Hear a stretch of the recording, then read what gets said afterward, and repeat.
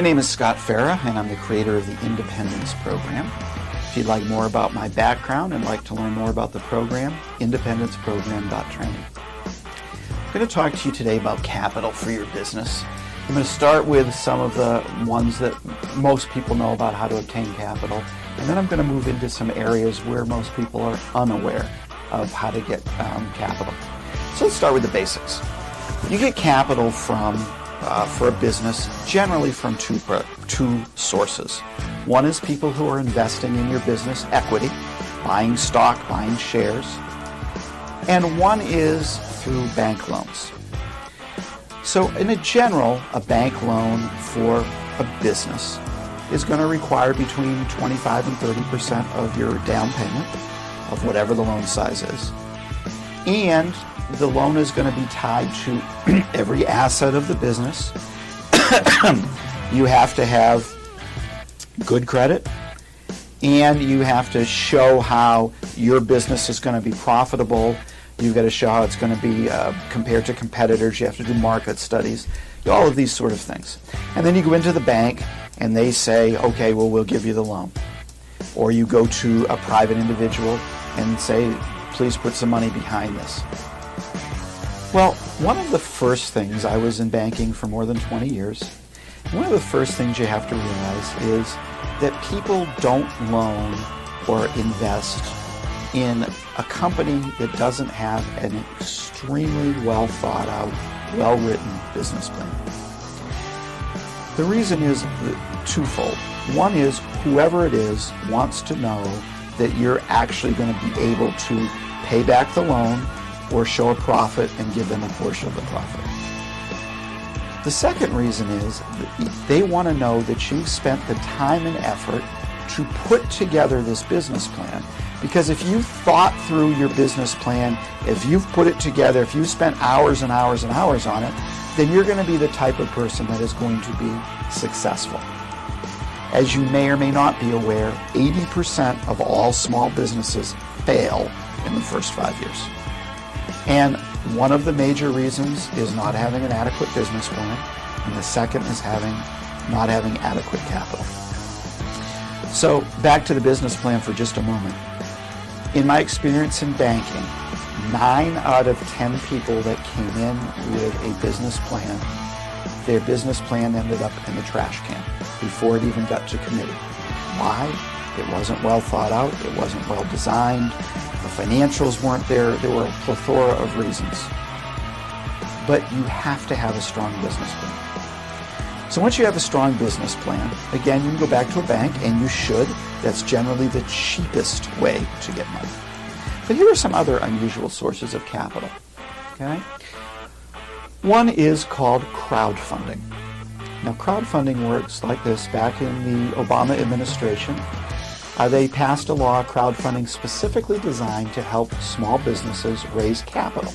If you're a Walmart and you want to raise capital, you just go out to Wall Street and issue some shares and people will buy them.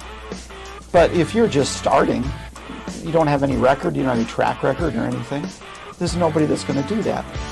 So what crowdfunding allows you to do is to pre-sell your service, pre-sell your product.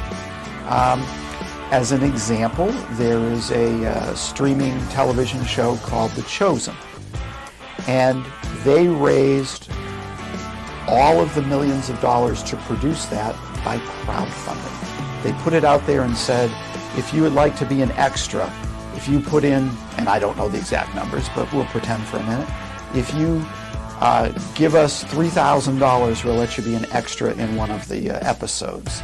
If you do this, you'll get a t-shirt. If you do that, you can come have dinner with the star of the show.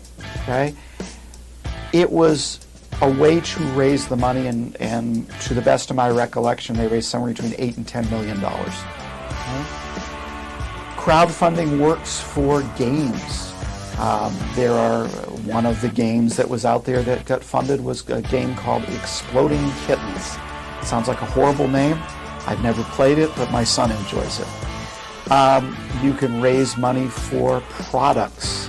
Okay, so crowdfunding is one way to raise money, without actually having to give up any equity. Another way of raising money is through business lines of credit, unsecured lines of credit. There are a number of companies out there that offer these. Now, these unsecured lines of credit are tied to the credit of the owners. So if you have credit scores in excess of 700s, you should qualify for this type of unusual credit, unusual capital. Another way of obtaining capital is through what's called preferred stock. Here's how this works. When you have shares in a company, you have common stock. That means this person owns X% of the company. With preferred stock, they don't actually own the company. What they are is they are owed money. So on a preferred stock, the shareholder gets paid before the common shareholder. You would be the common shareholder. So you may set up a thing that says they're going to get 12% on their money. And that means that they're going to get their 12% on their money before you take any profit out of the company. That way there you continue to control the shares of the company, and these other people are doing preferred stock. Another way of doing the same thing or a similar thing is what's called a bond. You can issue bonds, which are again loans against the company. And once the company has the money, they pay back the bonds to private individuals. So these are some of the ways that you can raise capital that are unusual. Again, the best way is if you can qualify for bank financing. So if you'd like to learn more about this topic, please feel free to go to our website, independenceprogram.training.